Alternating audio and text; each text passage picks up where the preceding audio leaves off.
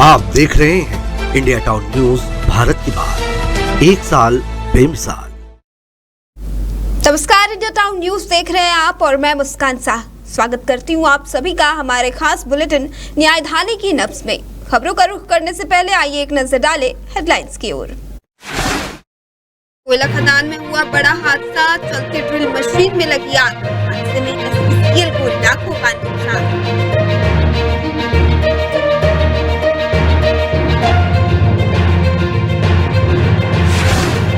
सामुदायिक शौचालय में गंदगी का अंबार, आम जन परेशान, सक्षम जिम्मेदार है अनुदान। 11 लाख का शौचालय खंडर में हो रहा था।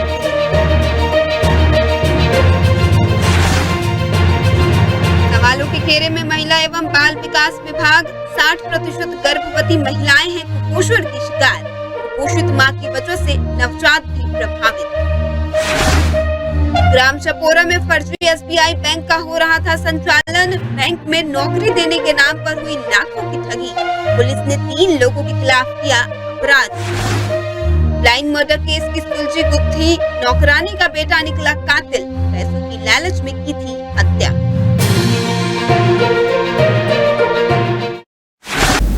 चलिए खबरों की शुरुआत करते हैं कोरबा जिले से, जहां के दीपिका खदान से बड़ी खबर सामने आ रही है। यहां कोयला खदान में चलती ड्रिल मशीन में अचानक आग लगने की वजह से मशीन पूरी तरह जलकर राख हो गई है। वहीं चालक ने गाड़ी से कूदकर अपनी जान बचाई। इस घटना को मौके पर अफरा तफरी मच गई। वहीं हादसे में एसईसीएल को लाखों के नुकसान होने की खबर सामने आ रही है।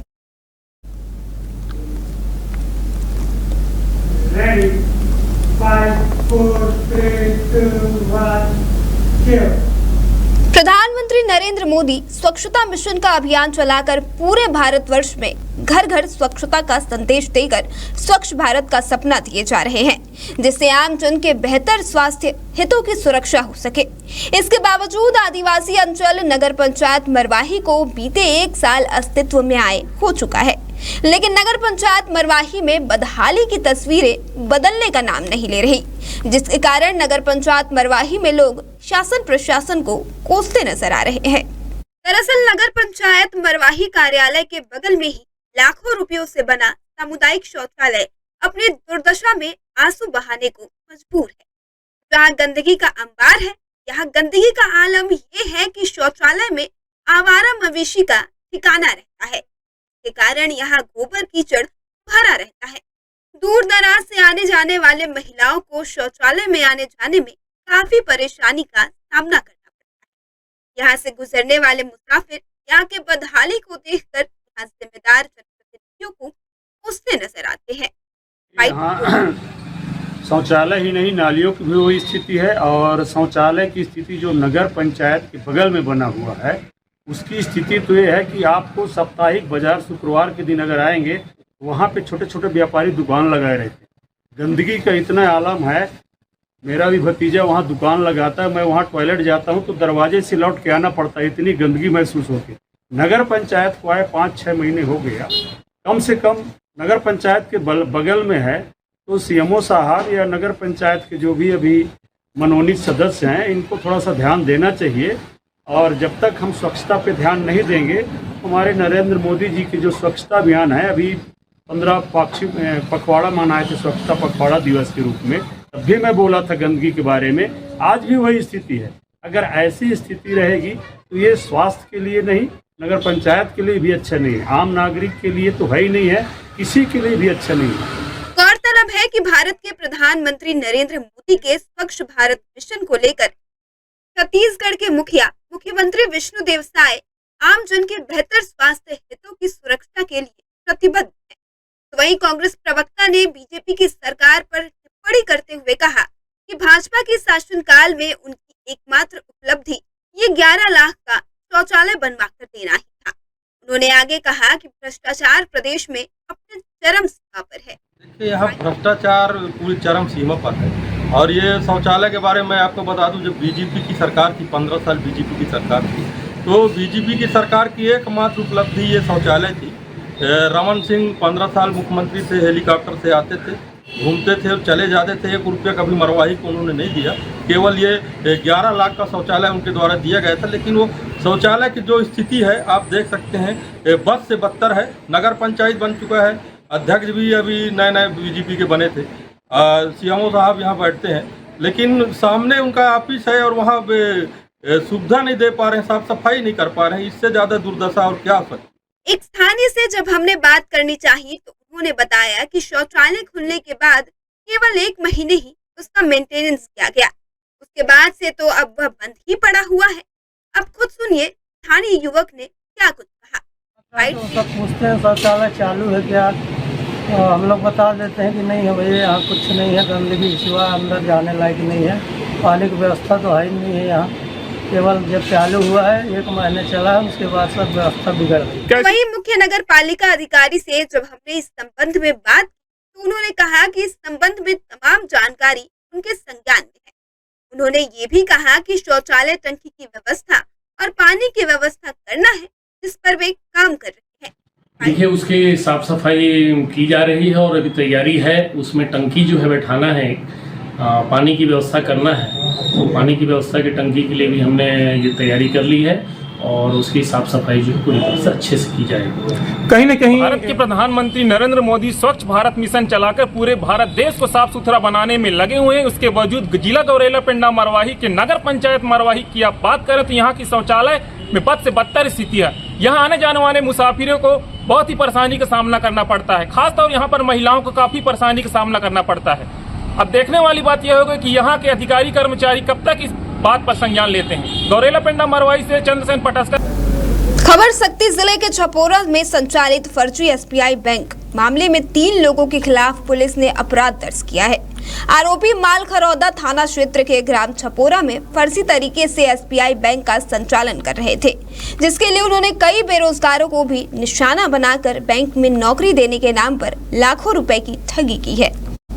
दरअसल डभरा एसबीआई ब्रांच के अधिकारी दौरे पर निकले थे। रास्ते में एसबीआई की शाखा देख अधिकारी बैंक में पहुंच गए, जहां बातचीत के दौरान उन्हें किसी गड़बड़ी की आशंका हुई और उन्होंने इसकी सूचना पुलिस को दे दी। शाखा में 6 कर्मचारी उपस्थित थे, जिन्होंने बताया कि इंटरव्यू के माध्यम से उनको अपॉइंट किया गया था।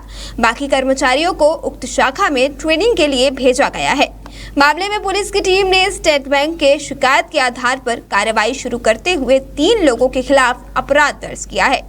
फरार आरोपियों की तलाश में पुलिस जुटी हुई है। बता दें कि बैंक लगभग 1 हफ्ते से संचालित था। बैंक में कितने लोगों के खाते खोले गए और कितने लोगों ने पैसे जमा किए, इस पर पुलिस जांच कर रही है। इंडिया डबरा ब्रांच का मैं फील्ड ऑफिसर कम ब्रांच मैनेजर हूँ और हम लोग फील्ड में सर इसी रोड पे हम लोग जाते हैं तो हम लोग देखे कि यहाँ पे स्टेट बैंक की बोर्ड लगी इतनी बड़ी, तो हम लोग सोचे कि स्टेट बैंक की इतनी बड़ी बोर्ड कैसे लगी। हम लोग को खुद जानकारी नहीं कि भाई यहाँ पे ब्रांच खुल रही है। तो सर हम लोग आज इन्वेस्टिगेशन के लिए आए हुए थे कि भाई आप लोग यहाँ ब्रांच कैसे खोले हो या क्या कर रहे हो आप लोग यहाँ।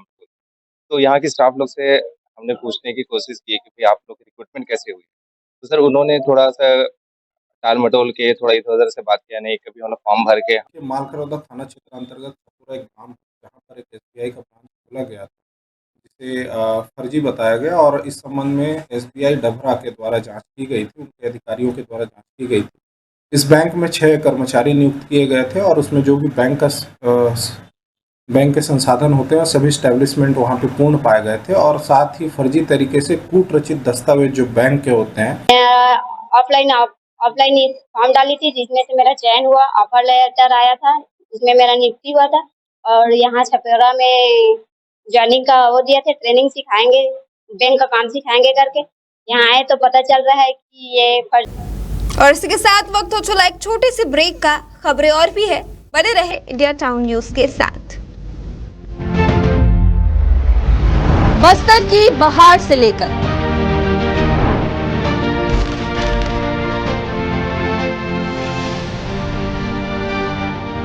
कांकेर, बीजापुर, सुकमा, कोंडागांव के हर मिजाज,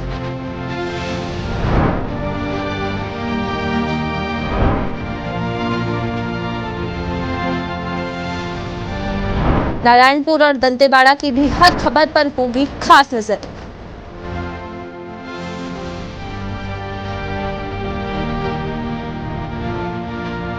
देखिए हमारा खास बुलेटिन खबर बस्तर हर शाम 6 बजे सिर्फ इंडिया टाउन न्यूज पर। पल पल बदलते राजनीति के मिजाज, प्रदेश की राजधानी रायपुर के साथ ही गरियाबंद, धमतरी, भाटापारा, महासमुंद और बलौदा बाजार की हलचल। क्या करने जा रही है सरकार? विपक्ष से किस बात पर तकरार? किसने किसको दी मात और किसने किसको पिलाया पानी? देखिए इंडिया टाउन न्यूज की खास पेशकश। राजधानी सरकारधानी, हर रात 7:30 बजे सिर्फ इंडिया टाउन न्यूज पर। ये संस्कारों। ब्रेक के बाद स्वागत है आपका। चलिए बढ़ते हैं अगली खबर की ओर। छत्तीसगढ़ के रायगढ़ जिले में 4 दिन पहले एक बुजुर्ग की हत्या कर दी गई, जिसके संबंध में अब पुलिस ने काम वाली बाई साधमती, उसका बेटा दीपक यादव और पत्नी को हिरासत में ले लिया है। बता दें कि घर में लगे सीसीटीवी कैमरे की डीवीआर लेकर हत्यारा भाग गया था। यह मामला जूट मिल थाना क्षेत्र का है। दरअसल 25 सितंबर की रात को रमेश तिवारी की धारदार हथियार से हत्या कर दी गई थी। 26 सितंबर को लहूलुहान हालत में उसका शव घर में मिला था। पुलिस को कुछ अहम सुराग मिले हैं।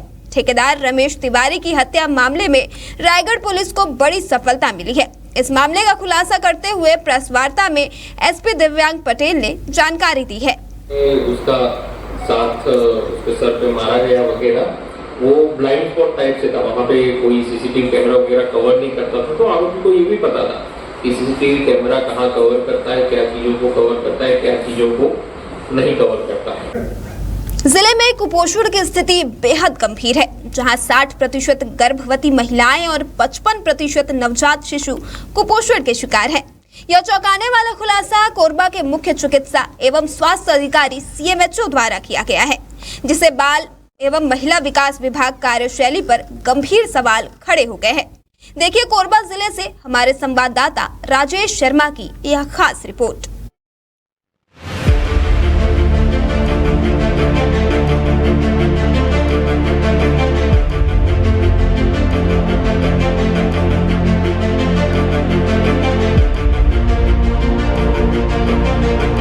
इस बात का खुलासा उस समय हुआ जब कोरबा में पोषण माह के समापन का कार्यक्रम आयोजित किया गया। इस कार्यक्रम में स्वास्थ्य विभाग और महिला एवं बाल विकास विभाग की संयुक्त बैठक हुई, जिसके बाद मीडिया से बात करते हुए सीएमएचओ ने जिले में कुपोषण के भयावह आंकड़े पेश किए। कोरबा जिले में 60% गर्भवती महिलाएं कुपोषण की शिकार हैं, जिससे उनके नवजात शिशु भी प्रभावित हो रहे हैं। आंकड़ों के अनुसार जिले में 55% नवजात शिशु भी कुपोषण से जूझ रहे हैं। यह स्थिति राज्य और केंद्र सरकार द्वारा कुपोषण से निपटने के लिए उठाए जा रहे सभी प्रयासों और करोड़ों रुपए के खर्चे के बावजूद है, जो कि गंभीर चिंता का विषय है। प्रत्येक मोहल्ला, प्रत्येक ग्राम, सभी जगह हम लोग माह में एक बार टीकाकरण का सत्र होता है उसमें, और जितनी भी जो गर्भवती माताएं होती हैं उनका जांच होता है, क्योंकि जो किशोरावस्था होता है उसमें अगर एनीमिया रहेगा तो जब उनकी शादी होती है तो फिर गर्भवती माताएं जो रहती हैं और बच्चा होता है तो उनको भी एनीमिया रहेगा, और एनीमिक माँ से निस्संदेह बच्चा जो होगा वो भी कहीं ना कहीं लो बर्थ वेट का होगा, कुपोषित हो सकता है, बीमारियां हो सकती हैं। तो ये सब बातों का ध्यान रखते हुए शासन की तरफ से किशोरावस्था अभियान के तहत उनको शिक्षा के साथ आयरन टैबलेट दिया जाता है। आंगनबाड़ी की तरफ से उनको खाने में क्या क्या खाना है और भोजन पौष्टिक कैसे रह सकता है उसके बारे में जानकारी दी जाती है। किशोरावस्था में आयरन टैबलेट जो दिया जाता है, इसके अलावा गर्भवती माताओं को जांच करके सभी गर्भवती माताओं को आयरन की गोली दी जाती है। प्रोटीन के पाउडर, प्रोटीन सप्लाई आंगनबाड़ी की तरफ से होता है। तो हम लोग कोशिश करते हैं कि एनीमिया बच्चे में माँ में ना रहे, किशोरावस्था में ना रहे, और जिससे कि बच्चा भी जो है स्वस्थ पैदा हो। सीएमएचओ द्वारा दिए गए इस बयान ने विभागीय आंकड़ों और जमीनी हकीकत के बीच बड़ा अंतर उजागर किया है। एक और राज्य सरकार पूरे जिले में पोषण माह मनाकर कुपोषण से लड़ने के लिए हर संभव प्रयास कर रही है, तो वहीं दूसरी दूसरी ओर इस प्रकार के आंकड़े महिला एवं बाल विकास विभाग की कार्य प्रणाली पर प्रश्न चिन्ह खड़ा कर रहे हैं। सवाल यह भी उठता है कि आखिर कुपोषण से निपटने के लिए आवंटित करोड़ों रुपए कहां जा रहे हैं। अगर स्वास्थ्य विभाग के पास कुपोषण के ये आंकड़े पहले से मौजूद थे, तो क्या विभाग का अमला जमीनी स्तर पर कार्य नहीं कर रहा? क्या कुपोषण से लड़ने के लिए बनाई गई योजनाओं का सही से क्रियान्वयन नहीं हो रहा? इस भयावह स्थिति से निपटने के लिए सरकार और विभागीय अधिकारी को संपूर्ण योजनाओं का सही क्रियान्वयन सुनिश्चित करना होगा, ताकि गरीब और जरूरतमंद लोगों तक पोषण सेवाएं पहुंच सके। इस संपूर्ण मुद्दे पर आइए सुनते हैं क्या कहती है जिले की महिला एवं बाल विकास अधिकारी रेणु प्रकाश। ये केंद्र शासन की एक महत्वपूर्ण योजना है। 1 सितंबर से 30 सितंबर हमारा पोषण माह चला। जो 7वां पोषण माह था उसमें 6 थीम्स थे। पहला एनीमिया की रोकथाम, दूसरा पोषण की पढ़ाई की प्रौद्योगिकी का इस्तेमाल, साथ में हमारा समग्र पोषण, ऐसे करके 6 थीम थे। हर आंगनबाड़ी में इन थीम्स को लेके हर दिन एक्टिविटीज होनी थी, जो हमारे कार्यकर्ता बहुत अच्छे से की। सबसे जो इसमें ज़रूरी बात थी, हमारे जो स्टेक होल्डर्स विभाग है, स्वास्थ्य है, शिक्षा है, ट्राइबल अफेयर्स है, हॉर्टिकल्चर, एग्रीकल्चर, साथ में समस्त जो विभाग है, जो कहीं ना कहीं जो ग्रामीण जन है, हमारे जन सामान्य से जुड़े हैं, उनको फूड भी है जिसमें, तो उनको भी साथ में हमने जोड़ के सारे कार्यक्रम किए। और न केवल केंद्र में महिलाओं को इकट्ठा किया, गर्भवती माताओं को, शिशुवती माताओं को, परिवार के अन्य सदस्यों को, साथ में हमने rallies, scooter rally, bike rally, cycle, मशाल रैली, हाट बाजार में जाके लोगों को बताया कि आपको आपके स्थानीय स्तर पे ही या आसपास ही ऐसे पोषक तत्व हैं जिनको आप ग्रहण करेंगे तो न केवल आप सुपोषित होंगे, जो किसी चीज की कमी से अगर कोई आपको कमजोरी है जैसे कि है वो भी दूर होगा। अब यह देखना अहम होगा कि इन आंकड़ों को देखते हुए जिला कलेक्टर और अन्य संबंधित अधिकारी क्या कदम उठाते हैं। पोषण की इस गंभीर स्थिति से निपटने के लिए तत्काल उपाय और सख्त कार्रवाई की जरूरत है, ताकि जिले की गर्भवती महिलाएं और नवजात शिशु स्वस्थ और पोषित रह सके। और इसी के साथ हमारे इस खास बुलेटिन न्यायधानी की नब्ज में फिलहाल इतना ही। मुझे दीजिए इजाजत और देखते रहिए इंडिया टाउन न्यूज। धन्यवाद। आप देख रहे हैं इंडिया टाउन न्यूज, भारत की बात, 1 साल बेमिसाल।